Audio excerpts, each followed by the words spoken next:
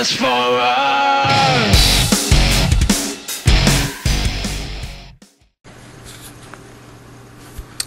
Riddle of the Great Beings, Chapter 4.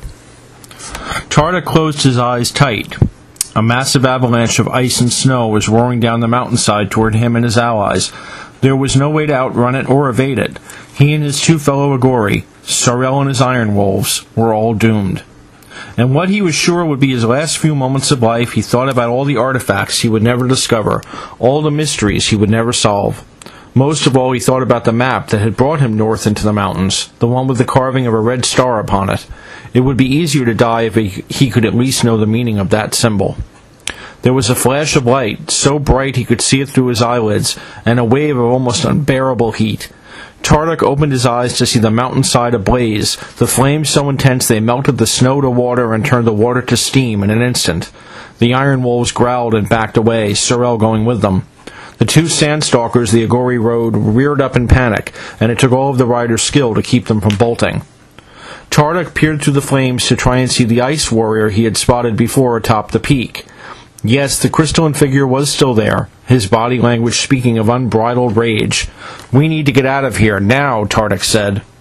"What convinced you?" asked Kerbald. "The avalanche or the firestorm?" "The possibility of meeting the cause of either one," Tardak replied. This time there was no need to worry about riding into the midst of the Iron Wolves. The fire had driven them all away.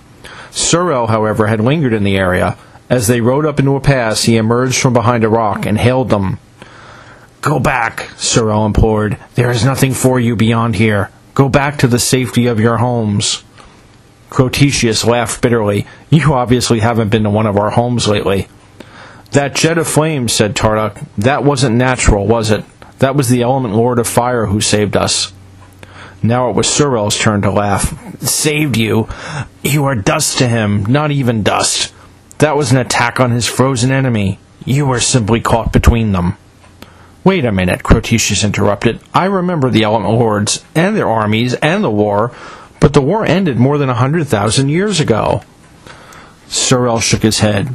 "It ended for you, for their soldiers, and it ended for Spherus Magna, as all things did in that one horrible moment. But for the element lords, the struggle goes on." Tardak glanced behind. He saw no sign of anyone following them, and so thought it safe to continue.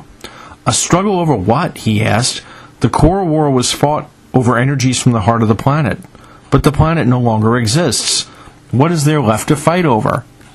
Sorel said nothing, simply raised a withered arm and pointed toward the north. Tardak felt a chill run up his spine. He didn't bother trying to convince himself it was just from the cold.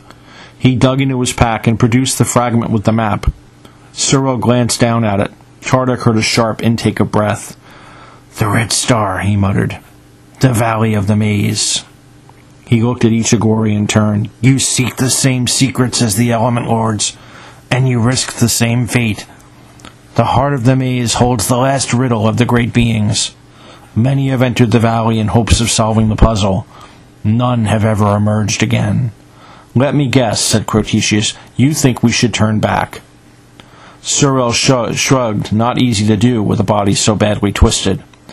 "I think the red star burns in your eyes and in your heart as it has for so many before you. I think you will go on, no matter what warnings I give you.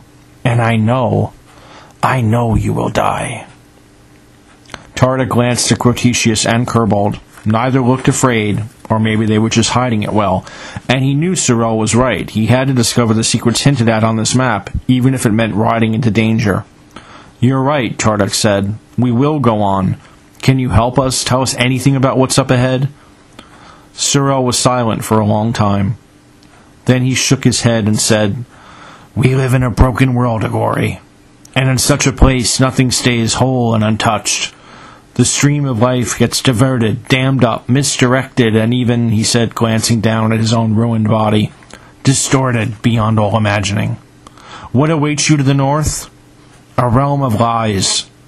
A place where beauty hides a rotten heart, where trees provide no shelter, the air no cooling breeze, and where water does not quench your thirst.